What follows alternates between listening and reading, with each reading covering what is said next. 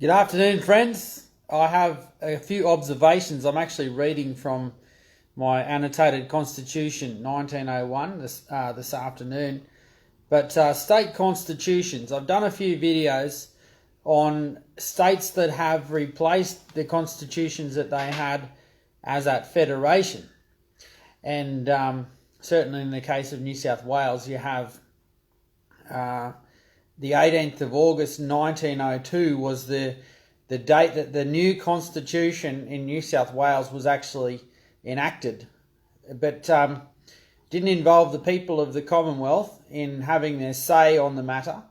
And in fact, it was a consolidating bill that got rushed through the Parliament and against all sort of objections from other members of Parliament that had no time to read it. So if you go back through and have a look at the Hansard, you'll see that they objected to this whole thing being rushed through. But Victoria's done the same in 1975. South Australia has done similar. I haven't read the Hansard on how that happened, but they replaced theirs, and so did Tasmania, and so has Queensland. They've replaced their constitutions that they had as at federation. So are they actually in the Commonwealth of Australia as it stands now according to our Commonwealth Constitution? I don't think so. And I would say there's a good reason to say they're not. Because what you could say was that at federation it was the joining together of the federal and the state parliaments, which were colonial parliaments, on their constitutions at the time.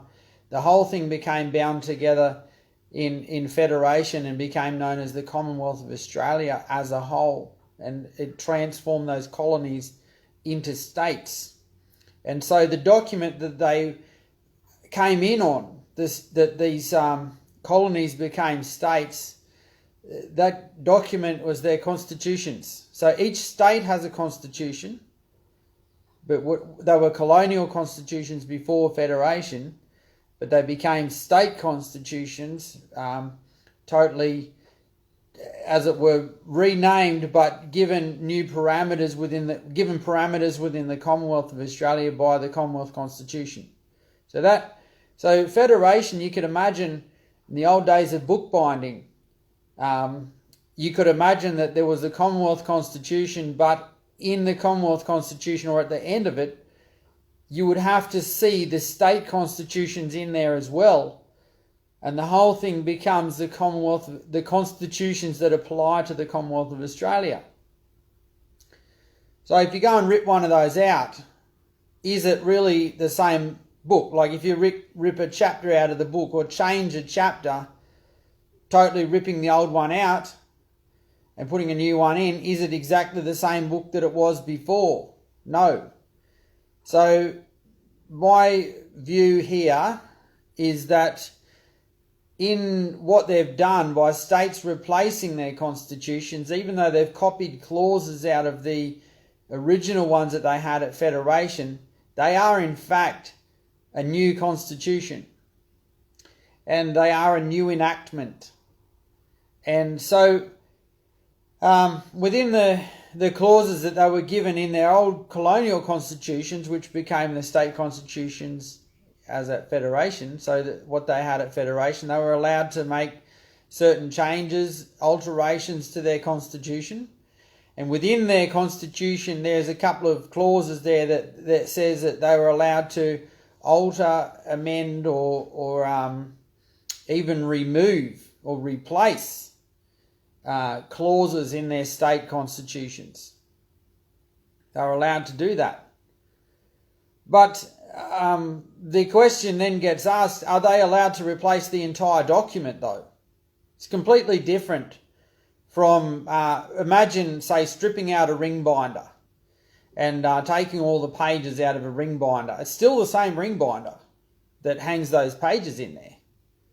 But the moment you replace the ring binder with the same pages in there, so you instead of having a ring binder with those pages, you change it to a blue ring binder with the same pages. It's not actually the same ring-bound document. on a technicality, but it's real and it's significant.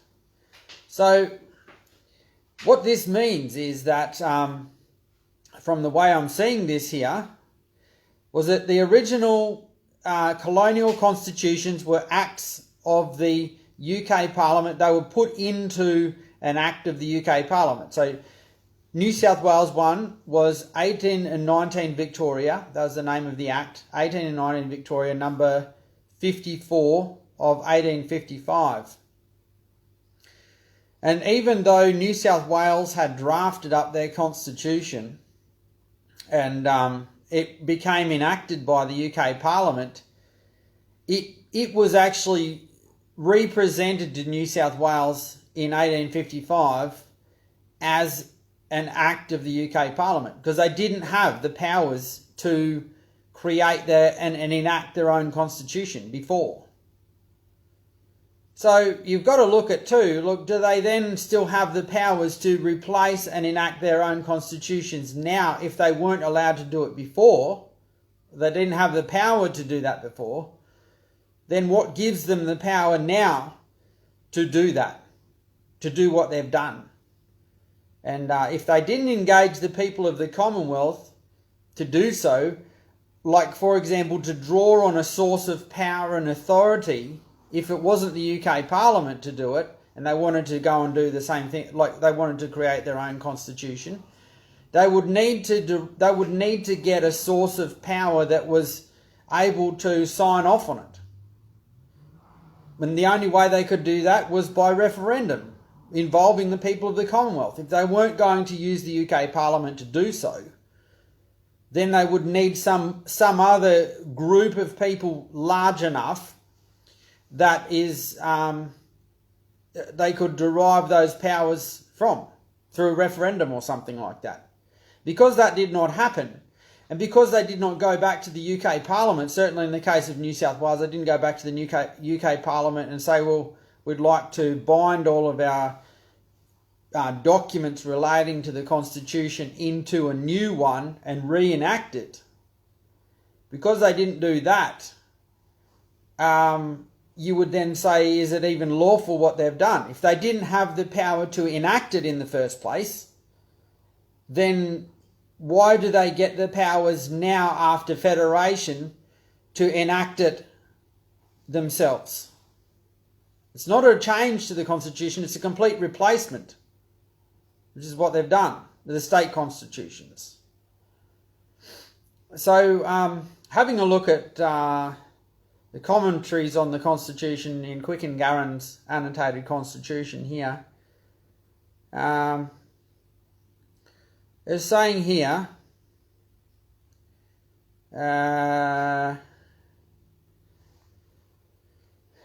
it may be added that the governing, this is on page 928 and the last paragraph on the page, it may be added that the governing powers reserved to the states are not inferior in origin to the governing powers vested in the federal government. So that inferior in origin. So that means that the Commonwealth Parliament is an enactment because of the UK Parliament's passing of the Commonwealth Constitution. That created that. So they're backed by the UK Parliament. But the state parliaments are created in the same way. They were originally colonial parliaments, but their change to become state parliaments was still an act of the UK Parliament through the Commonwealth Constitution that changed them. So in all cases, their origin is not themselves. Their origin is the UK Parliament.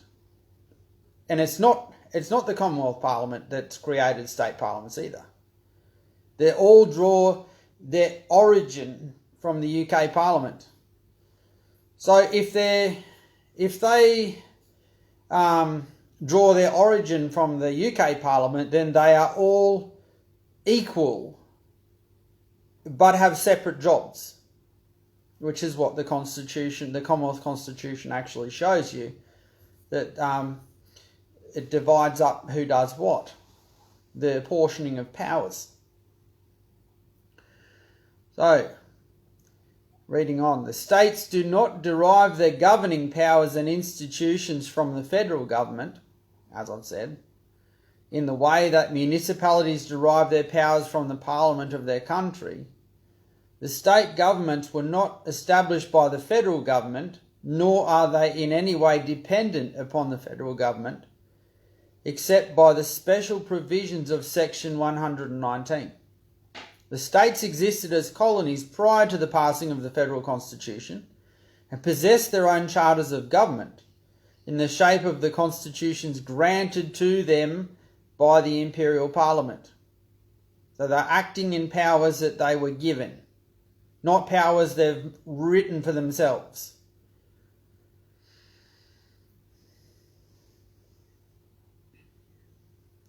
Those charters have been confirmed and continued by the Federal Constitution, not created thereby. Hence, though the powers reserved to the states are not wide, general and national, no badge of inferiority or subordination can be associated with those powers or with the state institutions through which they are exercised. So this is saying that the states are not, their powers are not inferior, they're just different, and their residual powers, or their the balance of the powers, that which is not federal is state. So, state powers and state institutions, federal powers and federal institutions all spring directly from the same supreme source, British sovereignty. The federal government and the state governments are in fact merely different grantees and trustees of power, acting for and on behalf of the people of the Commonwealth. Each of them has to exercise its powers within the limits and in the manner prescribed by the Constitution. Each of them has different powers to be used in different domains for different purposes. The Constitution is the title, the master and the guardian of all these various governing agencies. So, the Commonwealth Constitution is above the state parliament too. It's good to realise that. And so if the states are acting out of line, or if they're disobeying the Commonwealth Constitution, they are actually acting outside of bounds. So I don't find anywhere that even those states were colonies before Federation, they were colonies, and so the Federation and the Commonwealth Constitution renamed them as such as states, but gave them a distribution of powers, or a reduction of powers that they had before, or removal of powers that they had before. So there was states or colonies had the powers of quarantine before, for example, or lighthouses and buoys, or telephonic services and some of those other things. They had the powers of those things, but they, at Federation, got removed off them. And so when you have a look at this, it says that the powers of the Parliament, section, I think it's 117. Oh no, it's not 117. It's 107, I think. 107 of the I'll see here. I'll actually read it. 107. Every power of the Parliament of a colony which has become or becomes a state shall, unless it is by this Constitution exclusively vested in the Parliament of the Commonwealth or withdrawn from the Parliament of the state, continue as at the establishment of the Commonwealth, or as at the admission or establishment of the state, as the case may be. So what that means is that the powers that the colonies, the state or the colonial parliaments had before Federation was guaranteed to continue, but it's not the addition of new powers, is it? It's not that they then become totally autonomous and they can do whatever the heck they want. They have to obey the Commonwealth Constitution. And if they didn't, you have a look at this, if they didn't have the powers to enact their own constitution before as a colony, then after federation, that the powers that they had as a colony becomes the powers that they have as a state, right? But if they had no powers to enact their own constitution before, then they don't have the power to enact their own constitution now. So that would then bring into focus the fact that why have these states been replacing their constitutions if they didn't have the power to enact their own constitution and yet enacted their own constitutions now by themselves? Where did they get that source of power from? On what basis? And so then, on those grounds, you then see that that the states, as we see them now, certainly in the case of New South Wales, is acting on its own authority. It's not acting on authority given to it by the UK Parliament. So, the federation of colonies and that became states as that federation, right, in 1901, that was the states that had their original constitutions were in that mix. Not the states that we have now that have replaced their constitutions without that authority to do so. So then, I mean, what is a constitution? A constitution actually constitutes anything. I mean, a constitution is an assembly kit and a defining document for governance. So when you look at a constitution, it's an underwriting document. So if you replace an underwriting document, all that it constitutes is no longer what it once was. So therefore, the state of New South Wales as we see it now is what I call New South Wales State 2.0. Victoria 2.0 since 1975. New South Wales 2.0 since 1902, 18th of August 1902. That was the time that the states assumed that they had the powers, or the parliaments assumed that they had the powers to write a new constitution for themselves and enact it by themselves. They didn't take it over to the UK Parliament and go through the process. They just did it themselves. And in fact, what they did was they copied the act of the UK Acts, the clauses out of it that they wanted to keep into the new constitution. That's what they did. So that's plagiarism.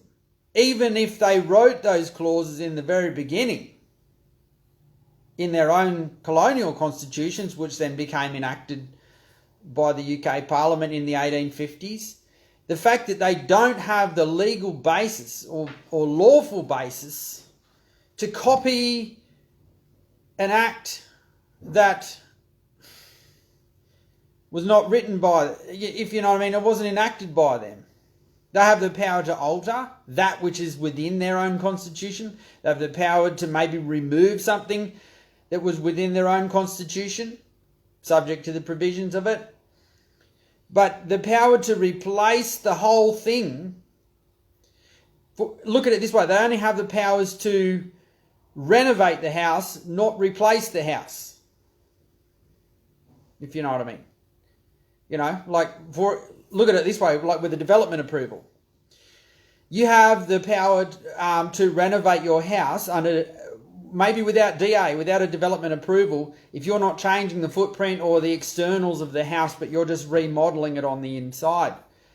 You know, they know this, but if you're going to go and then go 2 stories up and you're totally changing the house, knocking it down or changing the footprint of it, that's when you need a development approval.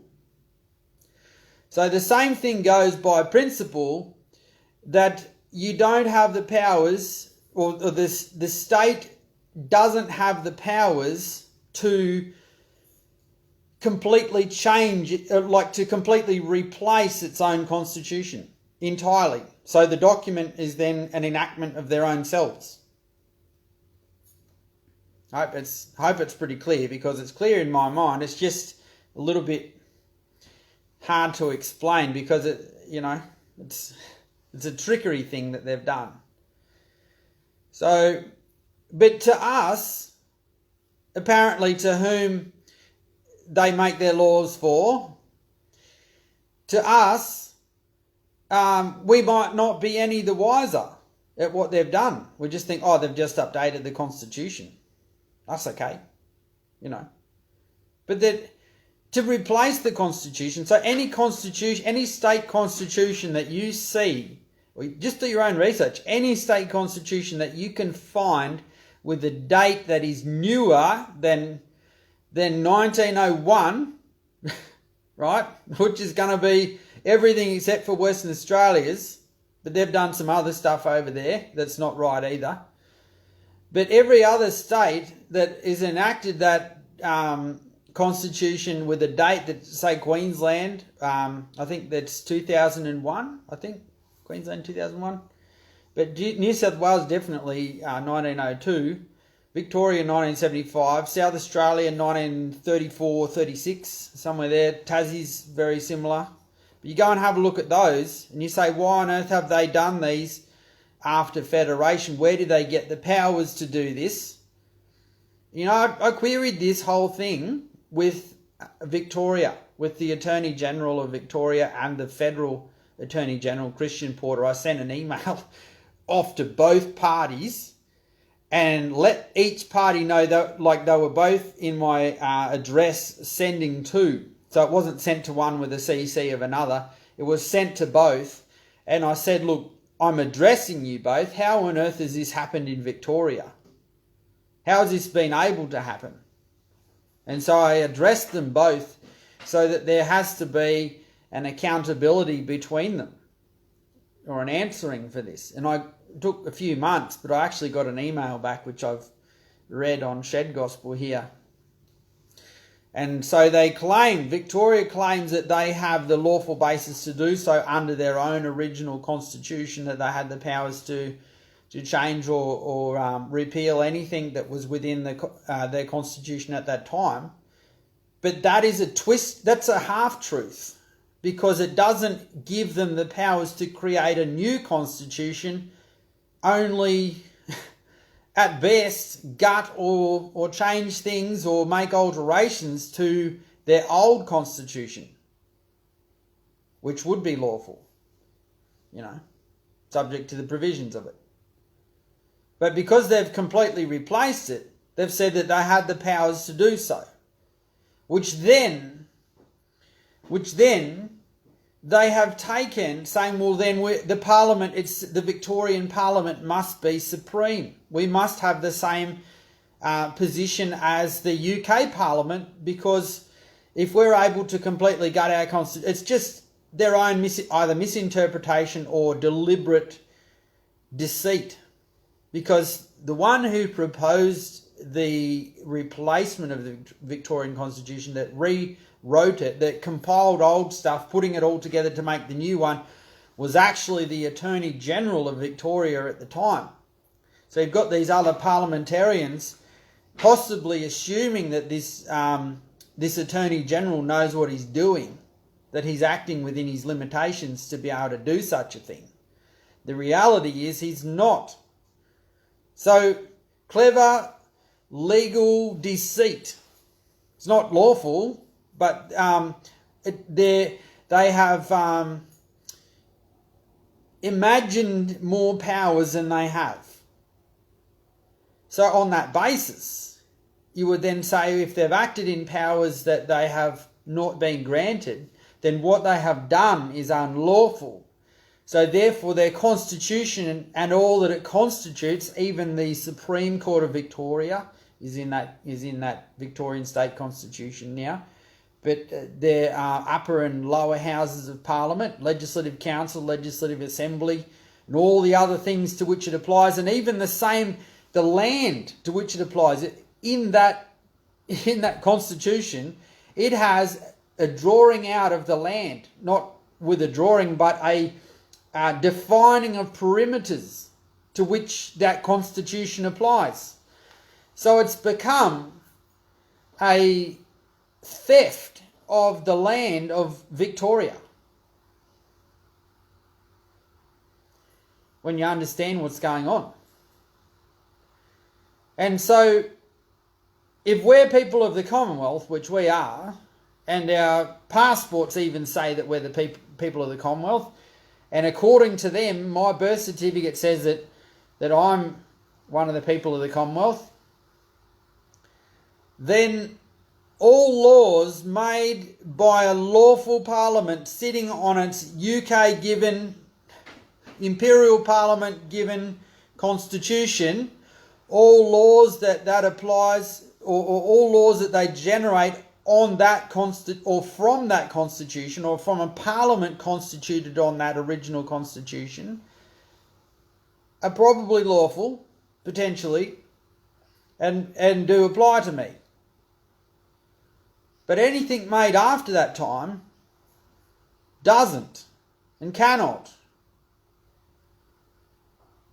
Because what they are is an imposter. Imposter parliaments. Any parliament that's constituted on a constitution after 1901, after the people agreed to all of this, is actually unlawful. And all laws that they make are unlawful. But you've got to know how they've managed to do this, because they've assumed that they've had powers to gut their constitution, before, but then they assume that those powers are the powers that they need to replace the entire constitution or enact a new one. That was the day or the moment when they enacted that was the moment that they ceased to be based on their own original constitution, and they then became constituted by the new constitution, and that was the day and moment that their parliament died as far as having any powers to make laws, unless they revitalised their original constitutions that they had at Federation. So praise God for wisdom, being able to see through this. So they're imposters. And who do they work for? And you think, look, why so much corruption going on?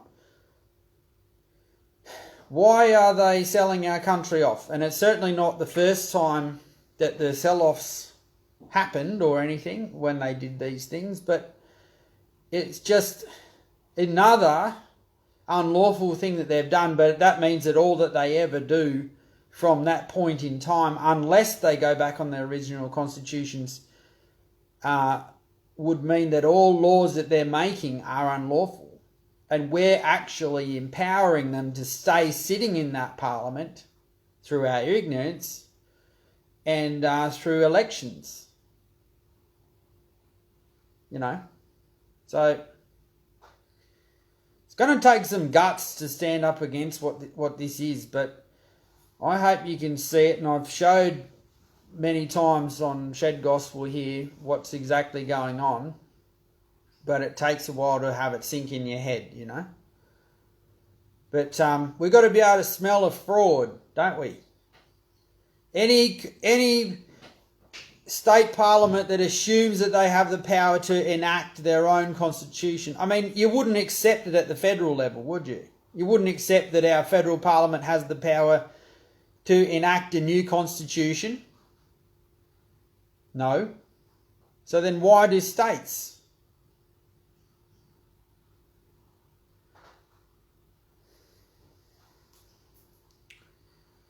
And but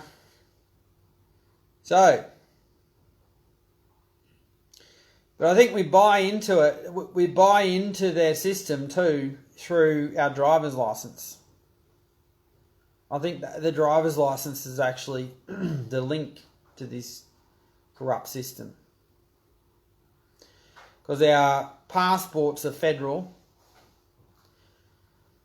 But driver's licenses, I think, people say, and I think that's why the police and any form of ID usually involves your driver's license, and as a primary identification. So they've been sneaky, and I think they've been one step ahead of us, so that even though they've been unlawfully doing what they're doing, at any time we could work it out. But then once you work it out, you're stuck into it because you're in it with your driver's license. And I think it's actually wise to, take a stand and work out that it's going to cost you something. If you want, where do you personally stand, It's going to cost you something to stand for what you believe in. And what do you believe in, What's going to be your core values? And it's going to cost you something. For me, it cost me about $150, $170 to get a constitution, an annotated Commonwealth Constitution, kindly arranged for the reprinting by Wayne and Juliana Glue. But just reading through this thing, it's actually very liberating. And they've even said at the time, they said, look, even all of our annotations and everything in this Commonwealth Constitution is not the guarantee of the way it's going to go. It's what we were thinking at the time. And it's up to us. And it's up to obviously the High Court to do their job properly. But it's up to us to define the future of our country. And, and that's the weakness of having, I think that's the thing with the Constitution, a brand new Constitution. There's no body of law, or case law and all this stuff to actually draw on to say, well, that is the way it is going to go. I mean, any time from when they enacted the Commonwealth Constitution, they'd hoped and they had parameters in there to try and help it go the way it's supposed to go. But if it doesn't, then we have to reserve our right to take a stand for what we believe in,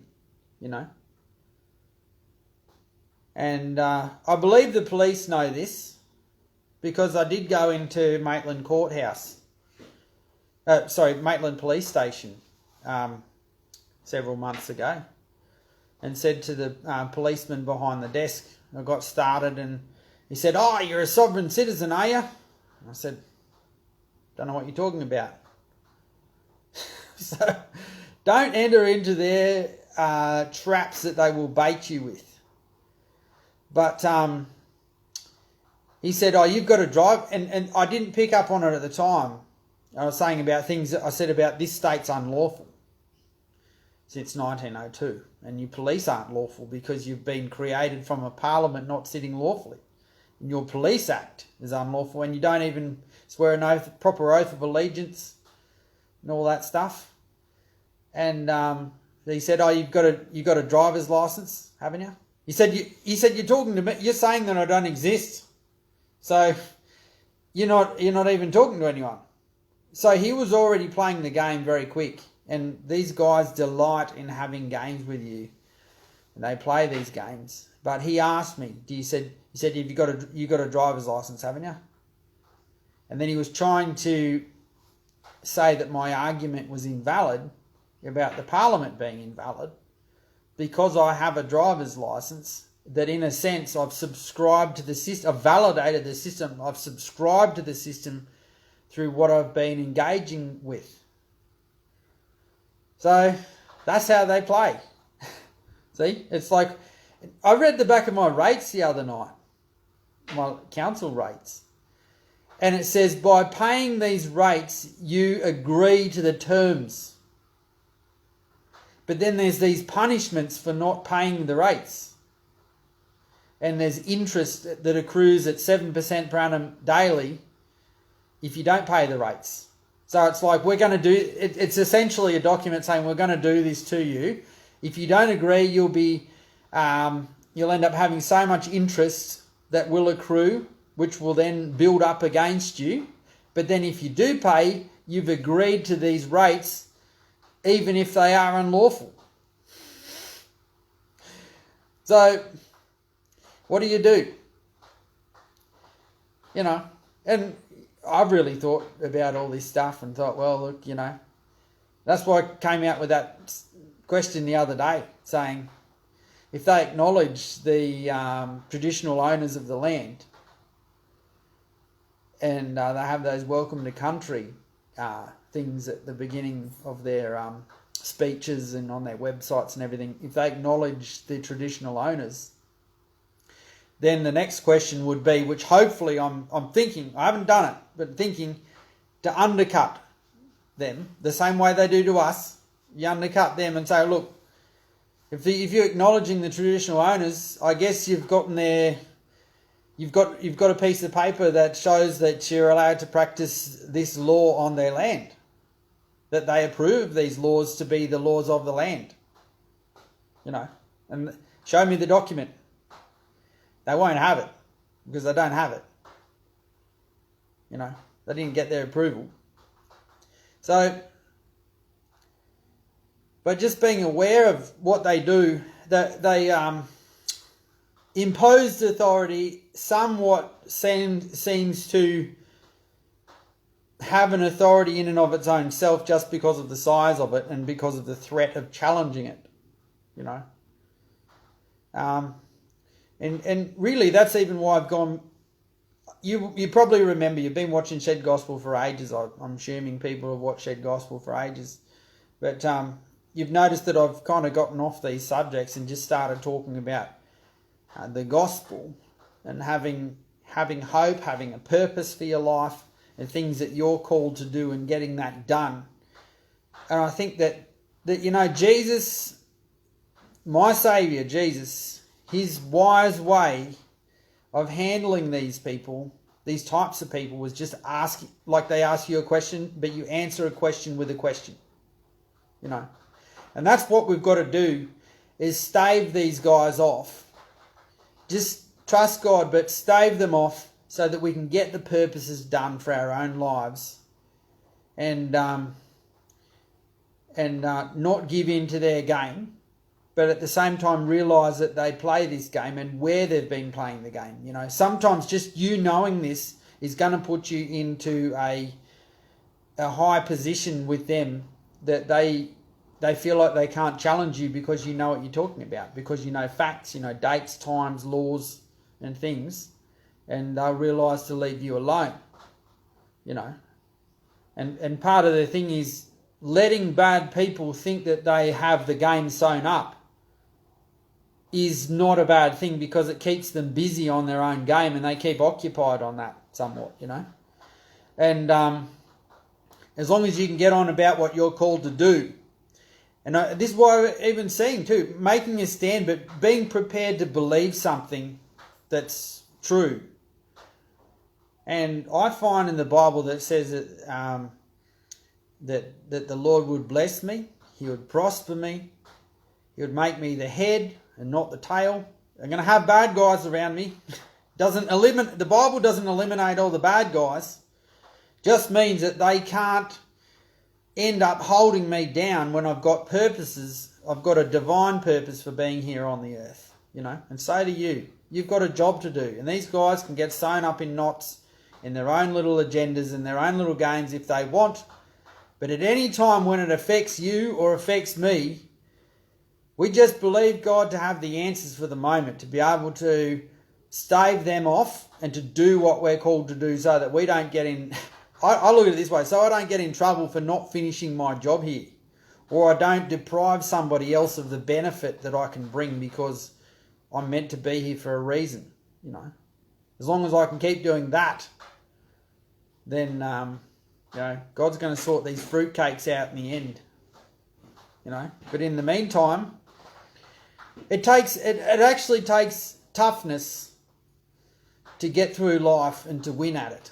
And to see yourself as a winner and not let these guys seem like they're all foreboding over the top of you to dominate you, you know.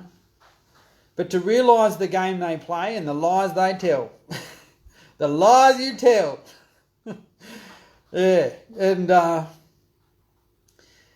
but to see, like I said, you know, in the start of this video, just talking about states, because I think that is we have a big issue in our states because they're sort of assuming powers all the time that they don't have. They're taking the little bit that they can do and maximising it. You know, for example, these whole QR codes and everything like that, jamming those in our face every day. And what they want to do is totally get rid of all this. This is all still old system to them. The digital electronic one is the one that they can create anything that they want at a moment's notice without any repercussions to them. That's the one that they want, you know. And so the QR code, I think, it's a checkpoint. I was thinking this the other day. It's like Nazi checkpoints, isn't it? What was the first thing that they did in World War II and some of these other things is they installed checkpoints. You know, the guard, you know. I'm often thinking of Hogan's Heroes where they had to get past these guards, you know. And so what these QR codes and all that stuff is all about, I think, is about getting people used to the point of having checkpoints, you know. Because there's other stuff that they really want to get rid of. But the QR thing and the disease COVID management thing is just a ruse to install a system because they really want to vet out the people that are going to stand up. They want to vet out people that don't subscribe to the system. They want to vet them out so that, you know, you can't buy or do anything. That's what they want to try and do. But biblically, God's given his wisdom to us, not to them. The power to create wealth. To make money where there is none, to turn something decrepit or unproductive into something highly productive is our power that God has given to us, his people, through covenant. And so all they can do is turn up like tax men and try and tax the good blessings and benefits that God's given you. But, you know, trust the one who's given you the benefit to be to people. Trust him to give you the wisdom or the answers to be able to say your piece to these people when it's required, you know. Some battles I don't think are worth investing in. And I went down the path of checking into my council rates and the lawfulness of council rates. And I don't think it's lawful what they're doing. But I can also see there is a principle too.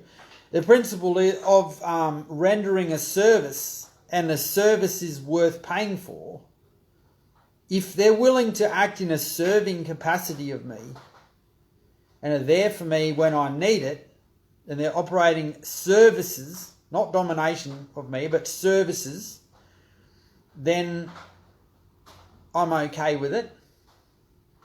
But that's the thing. That's now my view with all of this is, look, God's given me his covenant and his word through the Bible to show me that he has put something in me that's worth having and worth giving to the world and that is able to produce wealth. And so in production of wealth, councils can't produce wealth. Governments or parliaments can't produce wealth. It's the people that produce the wealth, isn't it? All they can do is generate some red tape or maybe offer something that you can, an opportunity or something. That's all that they can do, acting in a public serving capacity. But realising the powers that remain with us, and especially when you realise what God gives you through his word and by his Holy Spirit, you know, a lot of these things that seem foreboding or kind of dominating in and of their own selves, yes, that's what they are. But God has given you something on the inside of you that's greater than all of that, you know. And he gives you the wisdom so that when you encounter these fruitcakes, these liars and frauds, you know what to say, and you know the games they play. You can also call their bluff, with a lot of this stuff.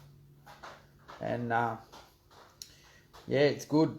So, but if you haven't yet got yourself a Commonwealth Constitution, an annotated one, I can certainly recommend, if you have the money or you can scrape together the money, get yourself one of these annotated ones. It's a big thick one. It's almost like a family Bible, and it will last you for your whole lifetime. You'll be able to give it to your children, your grandchildren, and certainly be able to hit somebody over the head if they're lying to you and trying to steal the future of our country unlawfully, or if they're trying to jam that vaccine in your arm. What you've got to do, just put this up there and say, if you can get that needle through this, then I'll take it. It's thicker than the length of their needle anyway, but it'll snap their needle off, and it's something that they need to read, isn't it? So, once you know their game, I think you just need to call them on it sometimes, but also trust God. He can give you the wisdom to be able to deal with these people and point out realities, Because that's the other thing, is that you may not want to fully tear these idiots apart in something. You just want a situation to work out to your advantage, That might be something that you could consider. Is that instead of trying to get rid of all these fruitcakes, their time will come, but you need your situation to shake up to where it's to your advantage and where you're the boss in the situation and you're not brought under the powers of these fruitcakes and their unlawfulness, So knowing what you know and what you need to know is important for that. But always, and I spoke to my dad about it, and he just said, look, whatever you need to do to get your purpose done in life, that's what you need to do.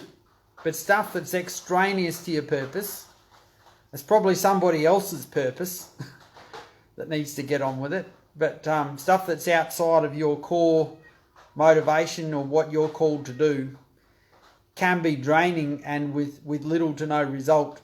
So you just need to know what you need to know to get on with what you need to get on with, But knowing things about how our states are, we're dealing with state laws all the time, or purported laws, and by parliaments that are sitting unlawfully, it may need to be said in certain instances that we know their game and that we're going to, take our stand against what they're doing. So God bless you, friends. I'll see you later. Bye-bye.